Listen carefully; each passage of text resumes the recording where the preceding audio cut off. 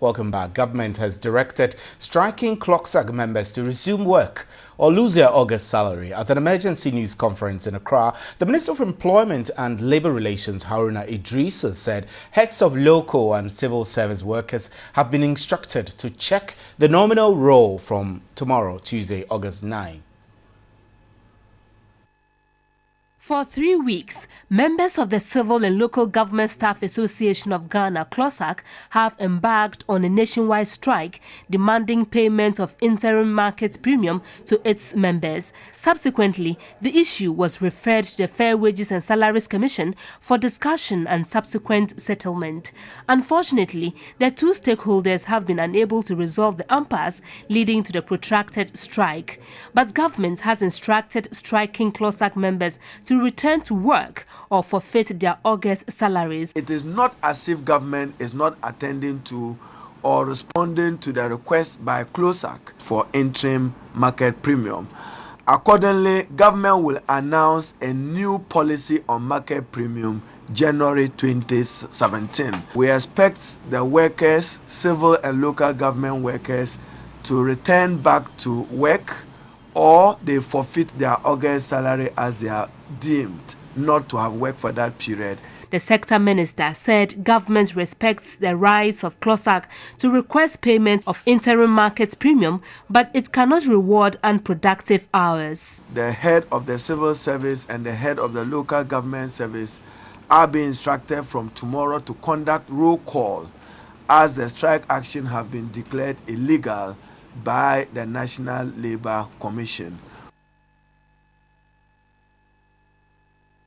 Let's get onto the telephone lines and speak to Emmanuel Acquah, who is the national organizer of CLOGSAG. Good evening, sir, and thank you very much for joining us. Now, the employment minister is asking CLOGSAG members to resume work or risk your August salaries. Would you heed to this threat?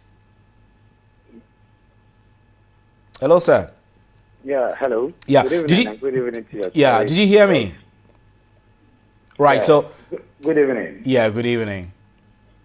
Good evening and good evening to your cherished viewers, especially CLOGSAG members all over Ghana.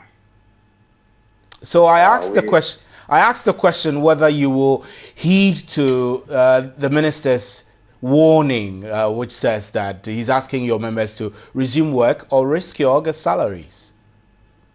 In fact, we deem this very unfortunate from the minister.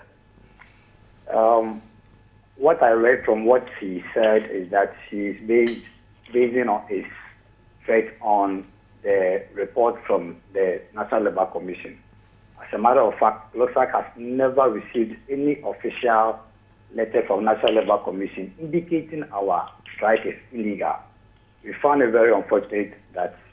But I beg your pardon, if you are embarking on an illegal strike, you don't need a letter to tell you that it is illegal. The labor laws are clear. When you are agitating or you're negotiating for a salary rise, you don't do that at the same time as you are embarking on a strike. That's illegal. Our is not illegal. As I said, if National Labour Commission deems it's illegal, they should write to us, then we respond accordingly.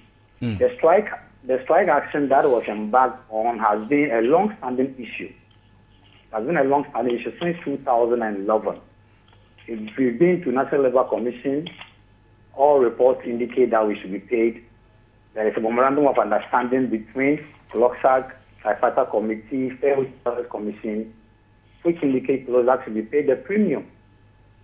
So it is not or it's not something that is new today. It has been there since. For 3 weeks, members... Right, so this payment of interim market premium to your members, how crucial is it for you? It is very, very crucial. It is very, very crucial to our members because our members have been worse off since the introduction of the single salary structure. You know, when we were migrated onto the salary structure, some of the sectors saw they were worse off, so they went to government for renegotiation, and they were given a sort of premium to cushion their members. As a matter of fact, if you compare a Libra in the GES to a Libra in the disassembly or the ministry, you will see that the labourer is taking higher than the labourer in the base assembly. But a labourer does not qualify. The labourer at the GS is taking. I was just saying that a labourer does not qualify for market premium. So if you use a labourer as the benchmark of comparison, that's not fair. Let me clarify this issue. CLOGSAG has never asked for market premium, as it has been deemed in the media. Okay. CLOGSAG is asking for the interim premium that is paid to some of our colleagues in the other sectors. And let me declare that CLOGSAG is not demanding market premium. Right, so that's fair. You've made that point clear. But whether market premium or interim market premium, you do know that the government white paper on this whole thing suggests that the president is the one with the prerogative to determine or issue an instruction for payment of interim market premiums or market premium. So it's like you're holding government to ransom. Why are you continuously doing that? Please get it clear. The government white paper doesn't indicate the government paying interim market premium. The white paper indicates a market premium that should be paid to workers by the government. So the interim market premium is not the one we are talking about. What we are talking about is the interim premium that our colleagues are enjoying. Right. So, look, I mean, the misunderstanding and the continuous agitation by CLOGSAG members perhaps gives me or anyone else who is monitoring your progress the impression that prior to the introduction of the single spine salary structure, there was not adequate consultation with yourself, government, Fair Wages and Salaries Commission and all. Is that what it is, which is why this keeps resurfacing all the time? Prior to the introduction of the salary structure, we were all consulted. We all presented our papers to the Fair Wages and Salaries Commission. And the policy states that nobody should be worse off after the implementation. So our colleagues in the other sectors, when they saw they were worse off, they went for renegotiation and they were given some allowances or interim premiums to cushion them. Okay. So that is what we also saw our members have been worse off. And we also need that interim premium to cushion them. Right. That is our case. It's not that we are looking for market premium, as it has been peddled in the media.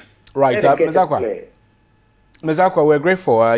Your point has been made, and we're grateful that you could make time to join us. Mr. Emmanuel Acquah is the national organizer of CLOGSAG. This is News at 10.